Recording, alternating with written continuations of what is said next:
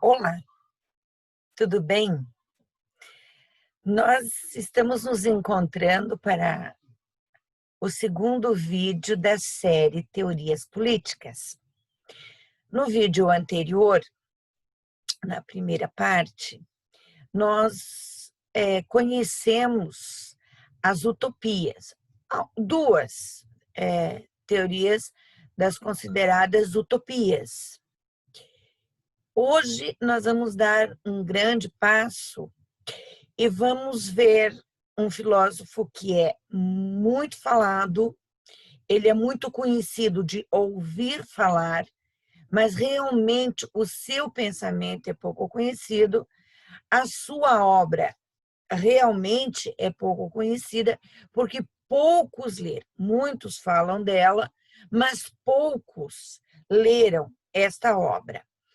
Eu estou falando de Maquiavel, que é um marco na filosofia política, porque ele inaugura a política como ciência, não mais como utopia.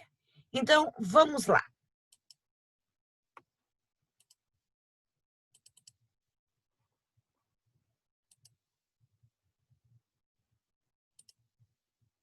Então,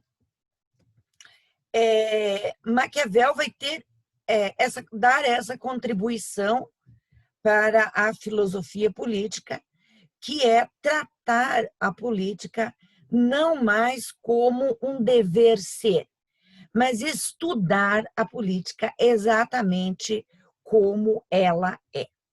Antes de tudo, vamos conhecer o contexto histórico em que vai viver e escrever esse nosso filósofo, esse nosso pensador.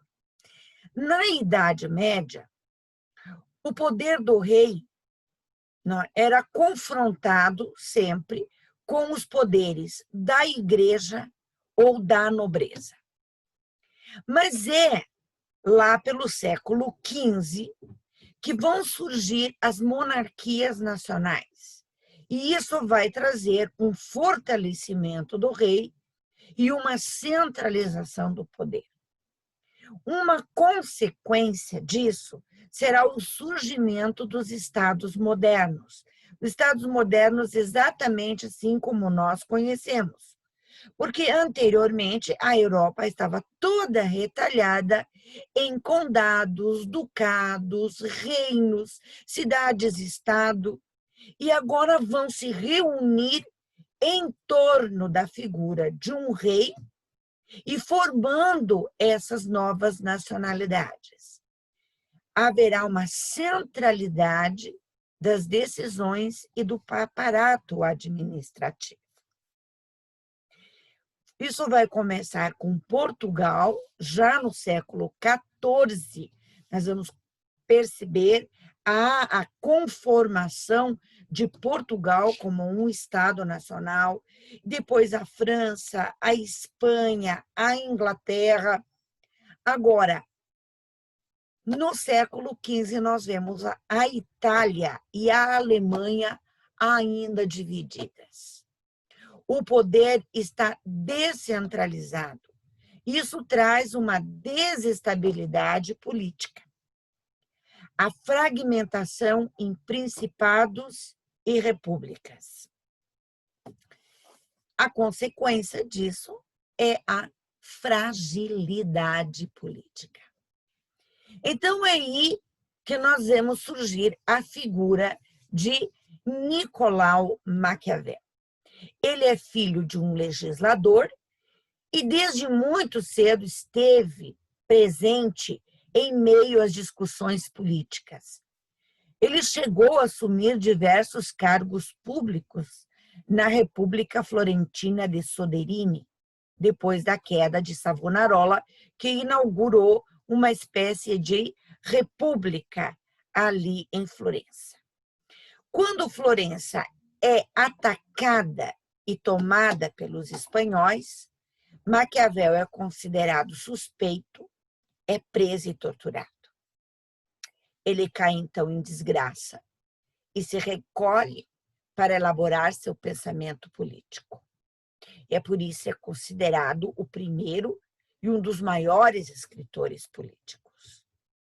Aonde é que Maquiavel vai procurar o conhecimento sobre política?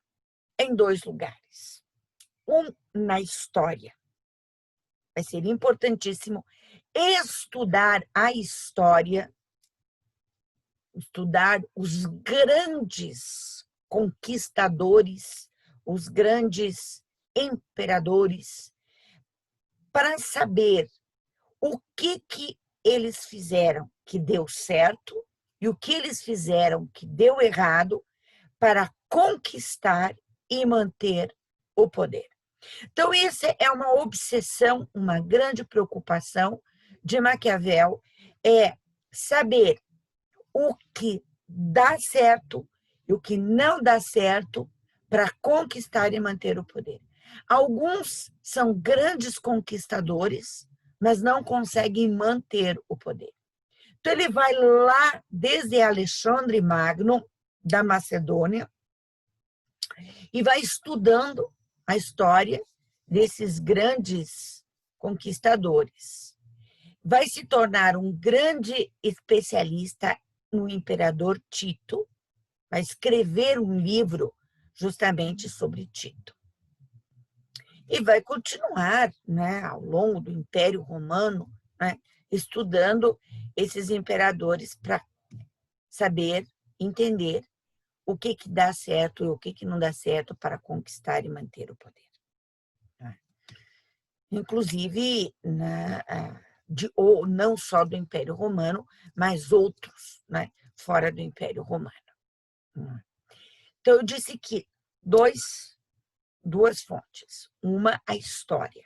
A outra, a sua própria experiência, observando, ele foi um grande observador, ele esteve metido em cargos de diplomacia, então ele pôde observar o que os políticos faziam e observar o que se fazia que dava resultado e o que fazia que não dava resultado.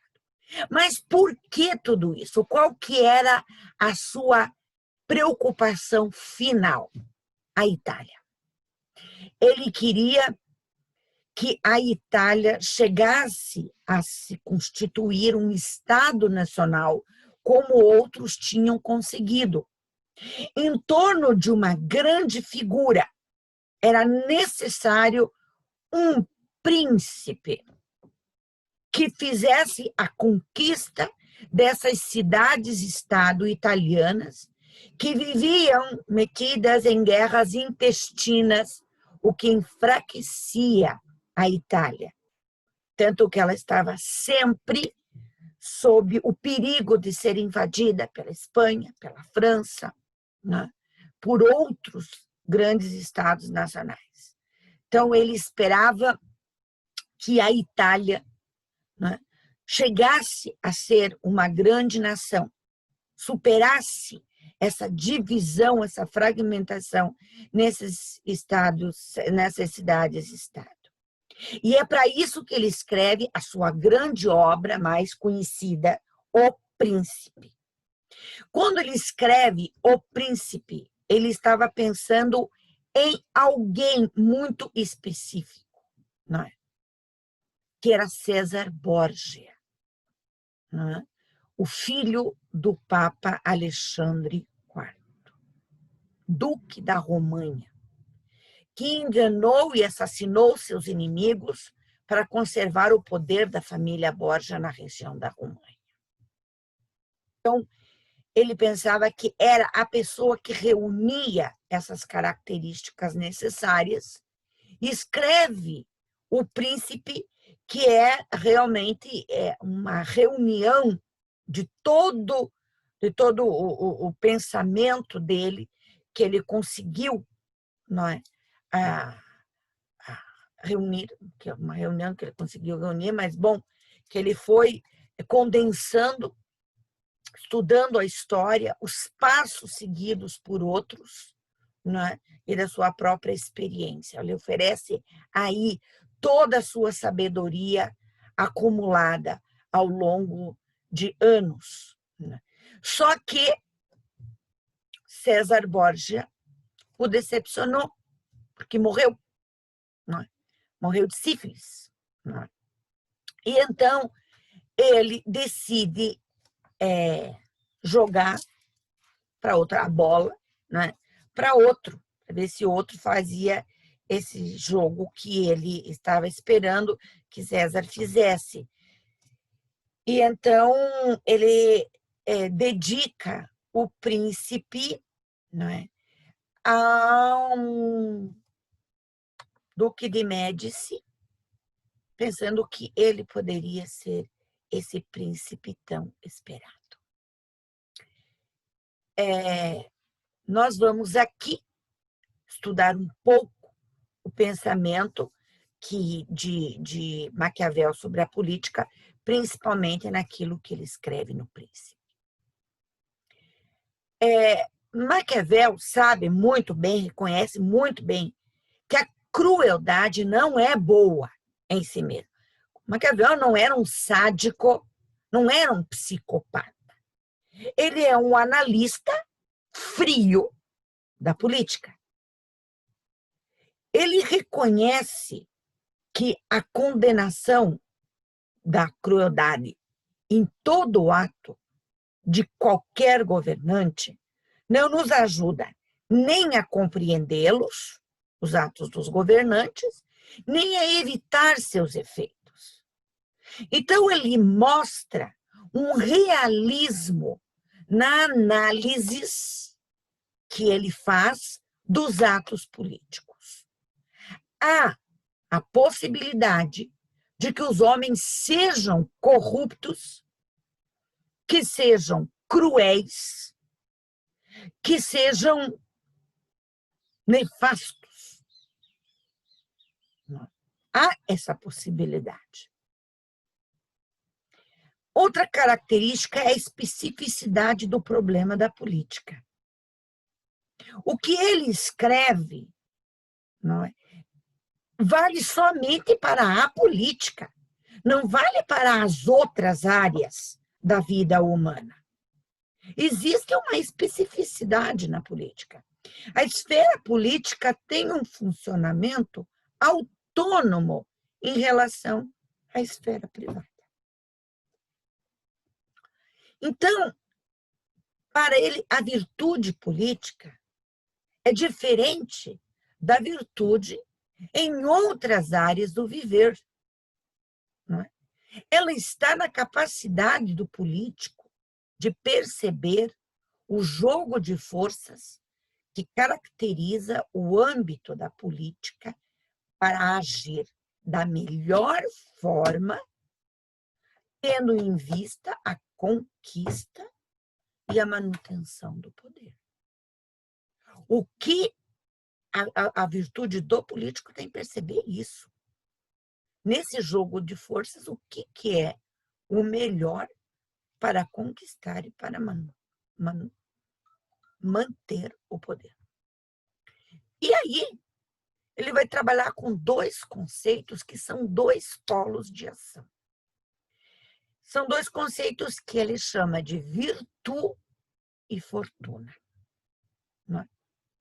Então, duas palavras aqui dele sobre isso. Nos discursos sobre a primeira década de Tito Livio, eu dizia que ele escreveu um livro, né, porque ele estudou muito, né, Tito Livio.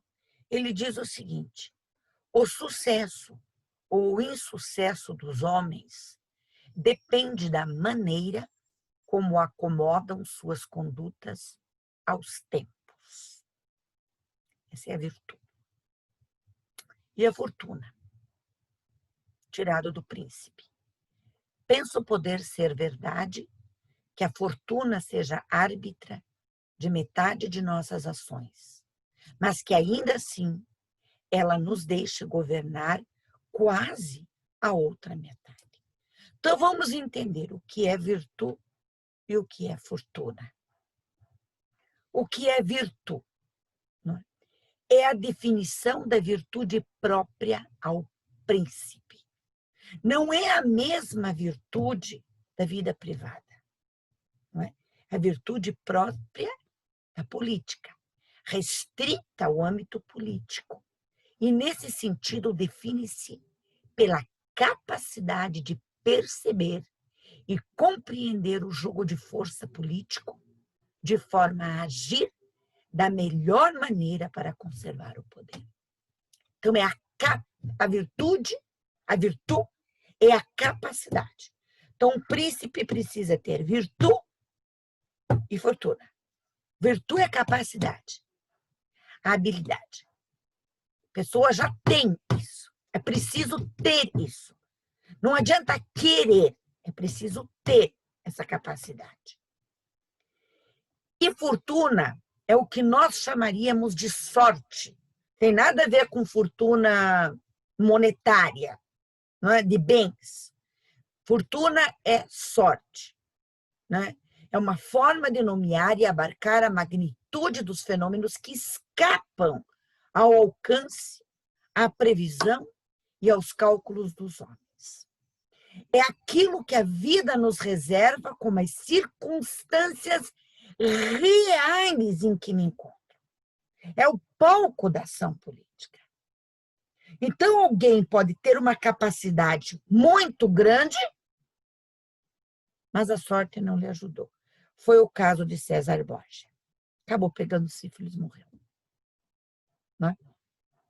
Então, alguém pode realmente ter muita capacidade, mas existem circunstâncias externas, muitas vezes, a ele, uma guerra, um vulcão que erupcionou, um terremoto, não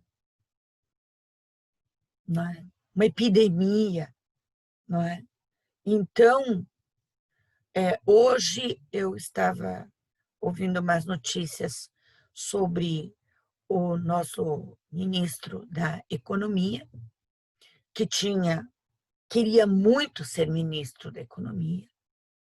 Ele tinha projetos que ele acreditava que seriam os melhores para o país, não é?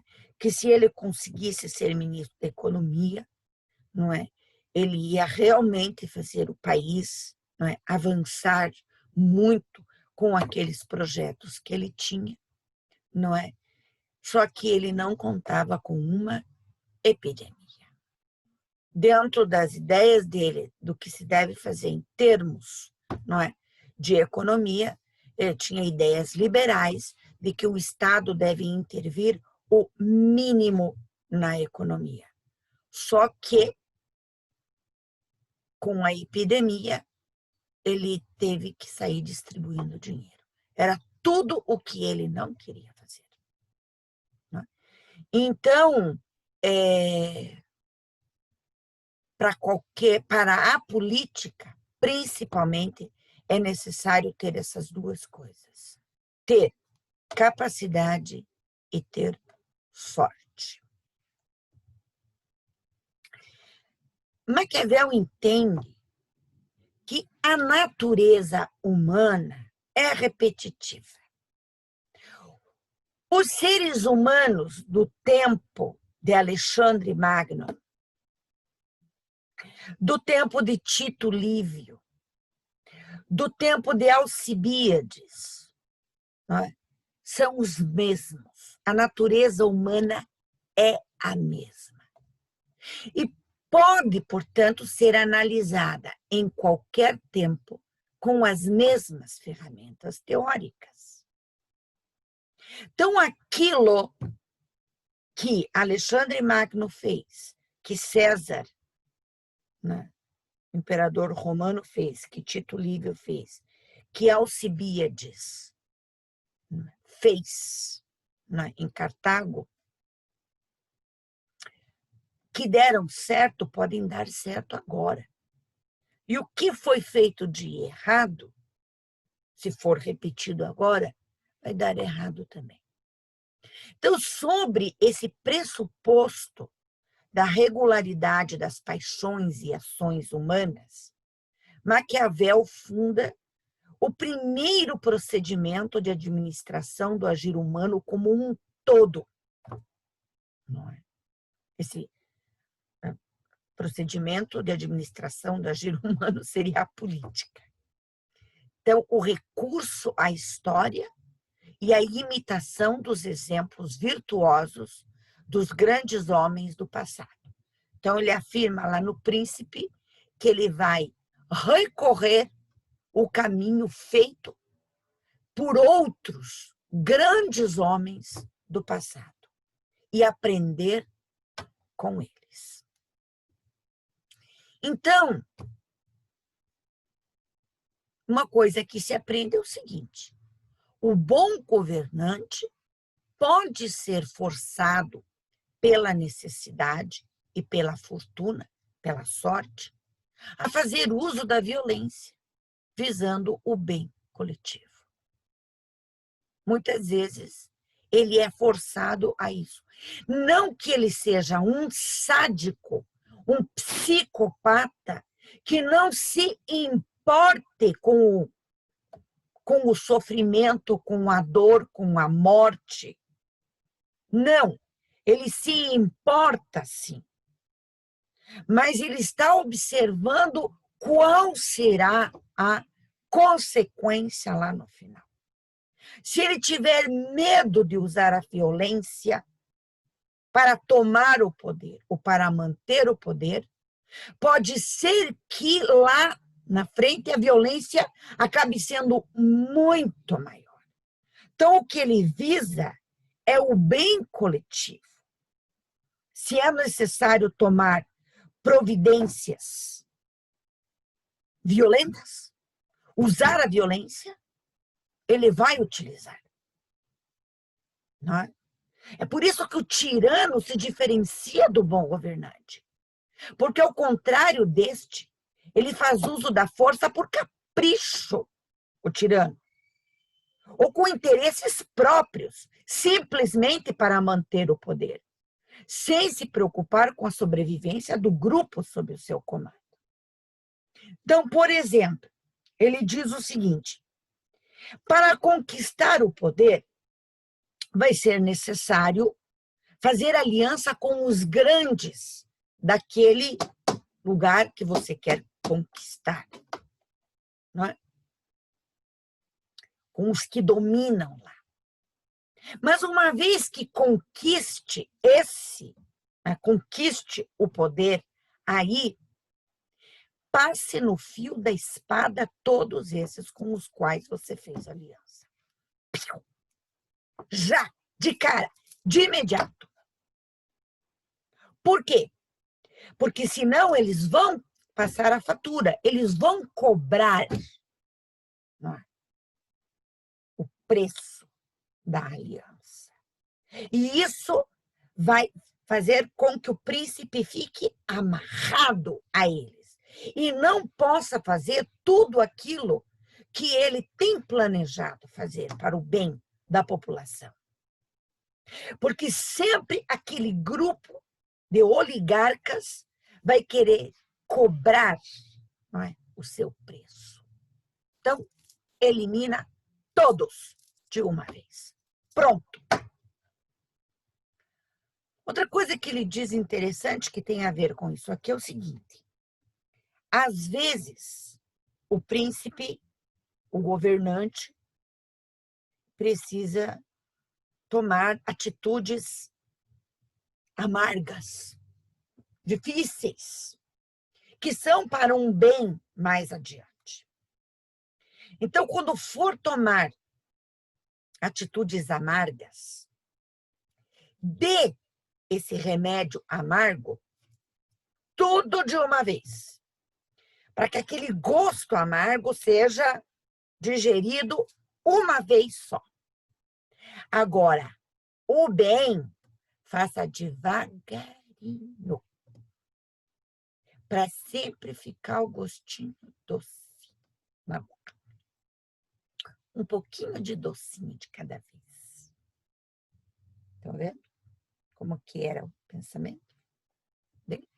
Bom, realista Maquiavel concede que casos haverá em que o governante terá o dever de violar as exigências da moral privada para defender as instituições políticas que representa, ou para garantir a sobrevivência de sua nação.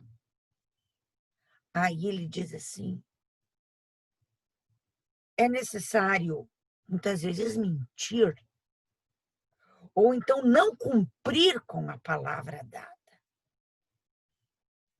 Mas ele diz o seguinte no Príncipe, vocês podem pensar que isso é uma coisa terrível, não é? Mentir, não cumprir a palavra dada. Mas daí ele diz o seguinte, lembra que eu falava que para ele, né, questão da natureza humana, os homens são sempre os mesmos desde sempre e vão continuar sendo? Ele diz o seguinte, se os homens fossem bons, não é? Isso que eu estou dizendo seria terrível. Mas os homens não são bons. Eles esquecem antes aquele que lhe matou o pai do que aquele que lhe roubou o patrimônio. Os homens são interesseiros, materialistas. Então, não se preocupe se você tiver que violar algumas normas morais para ser um bom governante, que é defender as instituições políticas, a sobrevivência da nação. Isso é que interessa. Né? É mais importante ser temido ou ser amado? É claro que é ótimo para o governante ser amado. Ótimo, ótimo. Deve procurar isso. Mas se tiver que escolher entre ser amado e ser temido, é melhor ser temido. Por quê? Porque as pessoas traem antes aqueles que amam do que aqueles que temem. Eu não tinha uma boa visão da natureza humana. Sua concepção antropológica não era muito bonita. Há no seu pensamento uma tendência consequencialista, não é? Se o resultado político para a nação, não para os seus interesses pessoais. Nós não estamos falando do político corrupto que está pensando somente em encher os seus bolsos, as suas contas na Suíça. Não. Nós estamos pensando no bom governante que olha o melhor para a sua nação. Não é?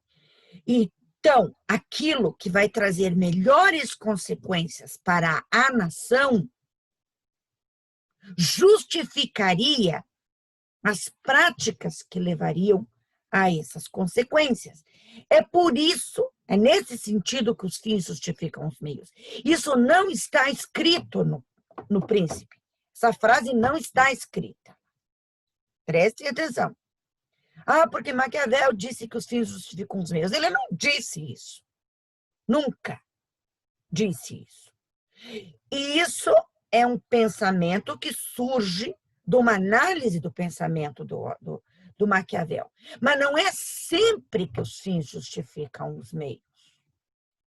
Tem que ver que fins é esse. Se são fins de interesses particulares, então não. Tá? Porque ele estava pensando sempre em termos de nação. A política para a nação. Tá? Então, é aí que há uma teoria política que foge do normativo. Não é? Nós não temos já, né, estabelecido o como deve ser a política. E assim, assim, assim, assim, assim, assim. o dever ser. Não é? Nós temos em Maquiavel uma teoria que estuda a política como ela é, não como ela deveria ser. Outra coisa que nós observamos em Maquiavel é que ele tem uma preferência pelo republicanismo.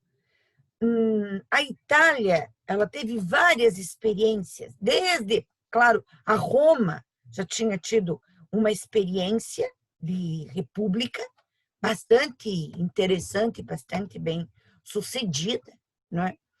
E nas cidades-estado italianas houve algumas experiências, não é, republicanas.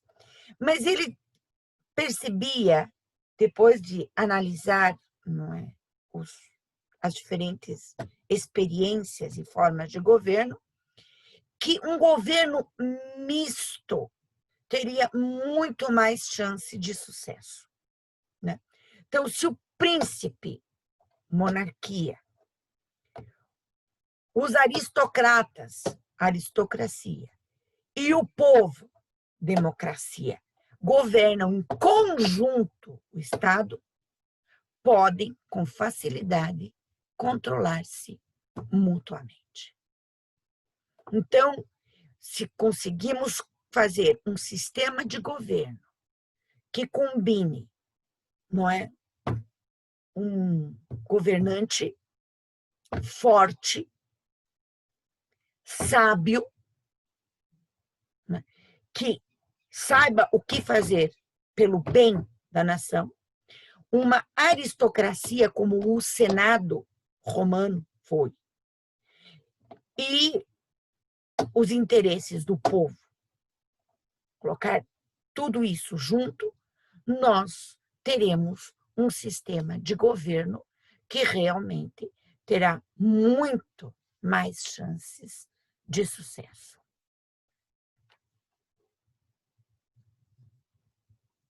Então, gente, isso é resumidamente, né, o pensamento de Maquiavel como um pensamento de análise fria sobre a política, inaugurando uma nova forma diferente de pensar o fazer político. Eu espero que isso tenha ajudado você a pensar um pouquinho melhor sobre esse assunto, não é? E